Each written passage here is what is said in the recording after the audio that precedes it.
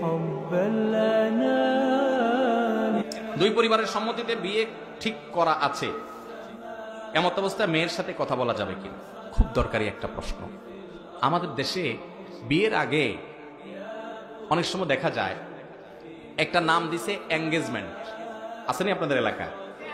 বিয়ের আগে আংটি পরায় রাখে, অথবা আংটিও পরায় না, শুধু মুখে মুখে কথা পাকাপাকি হয়, ঠিক আছে আমরা তাহলে বিয়ে পড়াবো, করবো 6 মাস পরে, 2 বছর পরে, 1 বছর পরে।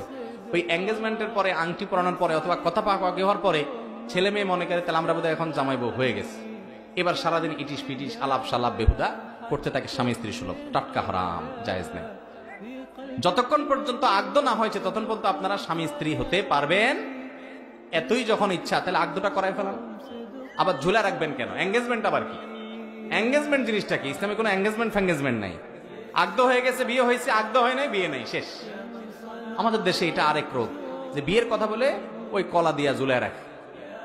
আংটি একটা পরাই দিছে, এই মেয়ের আর কোথাও বিয়ে দিতে পারবেন না, আমরা দখল করে নিছি। তো দখলই যখন করছো ভাই, আগদ পড়ায় দাও, ছেলে মেয়ে দূরে থাকবে, এখন থাকুক, সমস্যা নেই, পরে উঠাউঠি করিও, তারা যে পারস্পরিক আলাপ সালাপ করবে সেটা হারাম না হয়।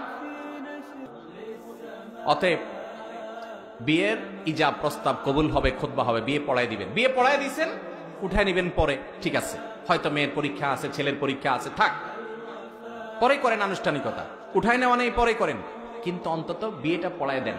বিয়েটা পড়ায় দিলে এরপরে যোগাযোগ করতে পারবেন।